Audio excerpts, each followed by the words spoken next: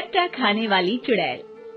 रात को अचानक राधिका मौसी को किचन से कुछ गिरने की आवाज आई।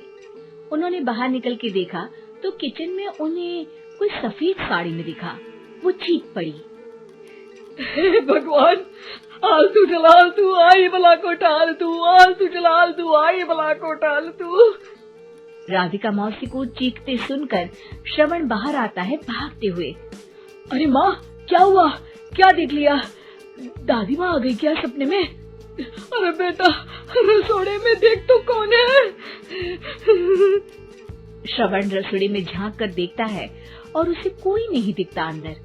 अब रसोड़े में तो कोई नहीं है माँ। कोई सफेद साड़ी में नहीं है क्या? नहीं माँ, कोई भी नहीं है। चिल्लम चिल्ली की आवाज सुनकर काजल भी वहाँ आ जाती है। अब क्या हो गया माँ जी? अरे बेटा, रसोड़े में एक चुड़ैल थी सफेद साड़ी में। अरे क्या कर रही थी वो अंदर? अरे बताया नहीं, कल आएगी ना तो पूछ लूंगी। चुड़ैल जी, आपका क्या प्लान है? माँ जी, रात बहुत हो गई है, आपने कोई बुरा सपना देखा होगा, चलिए सो जाइए।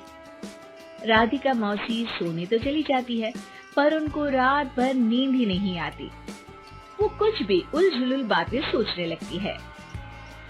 कहीं चुड़ैल की वजह से तो घर में टेंशन नहीं हो रहा, कहीं उसी की वजह से तो वो दादी नहीं बन पा रही। सुबह जब राधिका मौसी रसोड़े में छानबीन करती है तो पाती है कि नींबू का अचार गायब है। चुड़ैल नींबू का अचार ले गई, मुझे तो ठीक नहीं लग रहा कुछ। चुड़ैल को भी पता है कि जिंदगी का असली मजा तो खट्टे में ही है। राधिका मौसी झट से श्रवण को फोन कर देती है।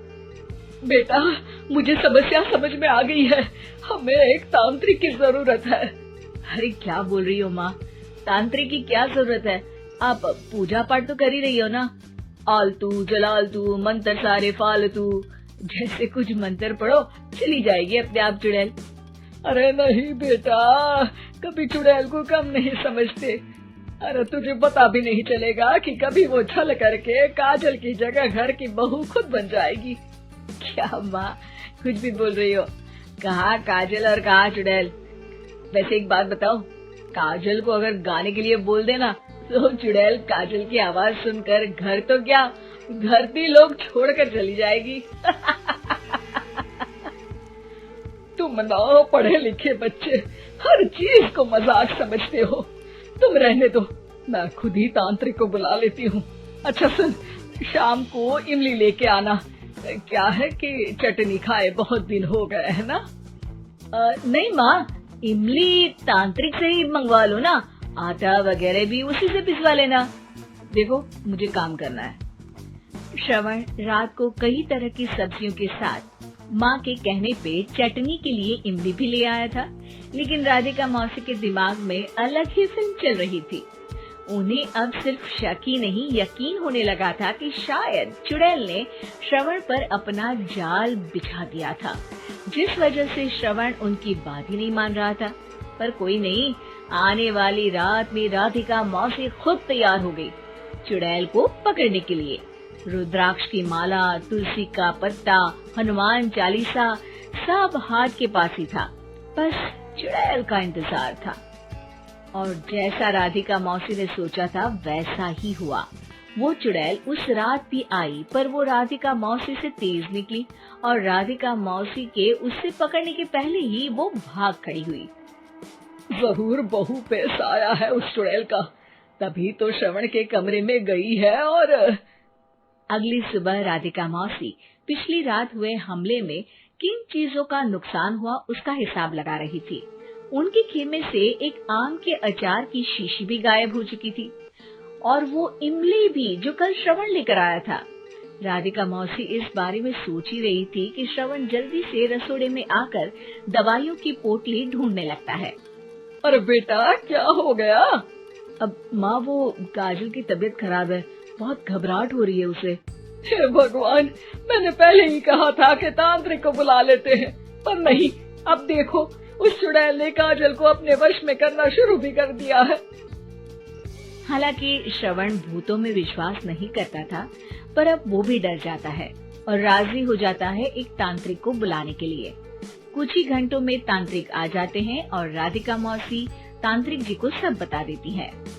घोर संकट, घनघोर संकट, चुड़ैल को मारू जोर चाकट, ओम भट स्वाहा खटखा के आहा। अरे ये क्या मंत्र है? मेरे खुद के ओरिजिनल मंत्र है, कल रात को ही लिखे हैं, अच्छे लगे तो दाद चाहूंगा। एक और मंत्र सुनो। अर्ज किया है आब्राकडाब्रा, दिल्ली बम्बई आगरा, चंदा मामा सोबरले सुरन मामू जारा। ये मंत्र है? अरे कोई 40 वालीसा पढ़ो ना। वक्त कम है, 40 नहीं पड़ेंगे, 20-25 में काम चलाना पड़ेगा। अलग निरंजन जाके लंदन, मुफ्त का मंजान घिस मेरे लंदन। अरे जल्दी करो तांत्रिक जी, जल्दी करो।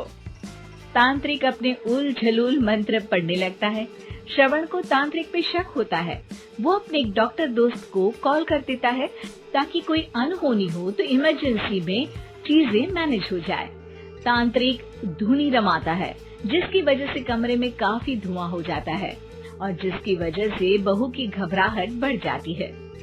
अब भागेगी चुड़ैल। हाँ। बहू खांसते हुए धुएं से बचने के लिए बाहर चली जाती है। अरे भाग रही है, भाग रही है। पीछे पीछे श्रवण भी जाता है। बहू एक सोफे पर बैठ जाती है। तभी डॉक्टर दोस्त आ जाते हैं और श्रवण को पानी लाने के लिए कहते हैं। थोड़े चेकअप के बाद डॉक्टर कहते हैं, मेरे हिसाब से जाप का काम पूरा हो गया है। क्या मतलब? अरे कुछ भी नहीं माँ, कोई चुड़ैल नहीं है, खुशखबरी है, अब दादी बनने वाली है। मगर वो सब अचार के डब्बे। श्रवण दोनों अचार के डब्बे अपनी माँ को दिखाता है, जो कि उनके बिस्तर के नीचे छुपे हुए थे। आपने सही बोला था माँ, वो चुड़ैल काजल ही थी जो खट्टा खा रही थी। हमें कल ही पता चला, पर हमने आपको ये तांत्रिक वाला काम करने दिया ताकि आपको भरोसा हो जाए कि भूत वगैरह कुछ होता ही नहीं। अच्छा अच्छा, ये तो बड़ी खुशी की बात है, पर बेटा मुझे एक झाड़ू तो ला दे। क्यों माँ? ये तांत्रिक का भूत उतारती हूँ मैं।